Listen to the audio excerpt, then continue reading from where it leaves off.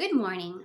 Well, last week we talked about the sons of David, and we talked about how Solomon, the youngest son, became the king after David. Well, this week we're going to talk about the line of Solomon all the way down through the Babylonian invasion. So let's go back to Solomon. So, Solomon became the king after David, and when he became king, Judah and Israel and all the tribes were united under one kingdom.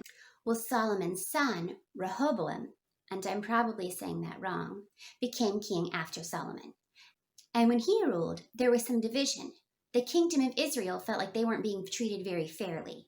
They felt like they were being made to work unfairly. They just didn't feel like it was a good system. So eventually the two tribes split again. And so now we have the kingdom of Judah and the kingdom of Israel. Now we're going to talk about both, but the line we're following today, the line we're building on our worksheet, follows the kings of Judah all the way down to Jesus. So the two kingdoms split, and there followed a period of some infighting between the two kingdoms of Judah and Israel, but also some fighting from other factions, which is a name for like groups. Other groups came in and invaded Israel and invaded Judah. So there was some time where the Assyrians, which is a totally separate group, it was an empire full of people. They came in and they laid siege to Jerusalem, which means they kind of camped outside and tried to take over.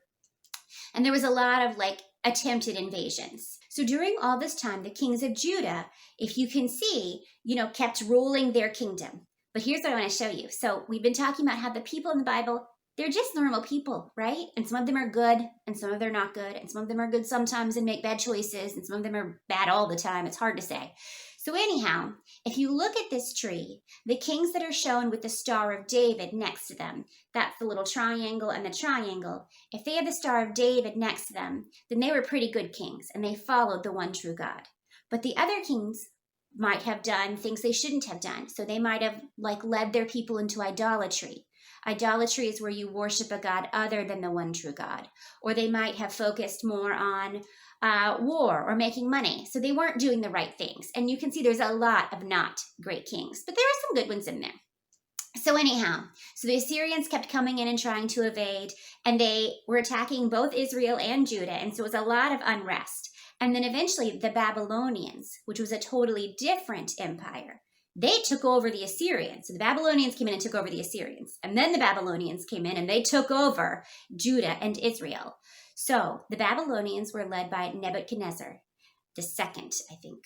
And they came in and took over Judah. And the way the Babylonians worked is that if they took over your kingdom, they would then take you as a people and separate you and send you to all different parts of their empire. And they did that so that you would become Babylonian and stop being who you were. So they tried to do that to the Jewish people, and they split them all up and sent them all over the Babylonian Empire. And so there's some great stories from that time. One of them is the story of Esther, and that's one of my favorite stories. That's in there. That's a great story. So anyhow, but that's how the kingdom of Judah fell and was no longer a kingdom with a king and was no longer united. But the people were still Jewish, and they still held true to the one true God. So if you look at your chart today, like I said, we're going to follow the sons of Solomon all the way down to the Babylonian invasion. And then next week we'll pick up after the Babylonian invasion.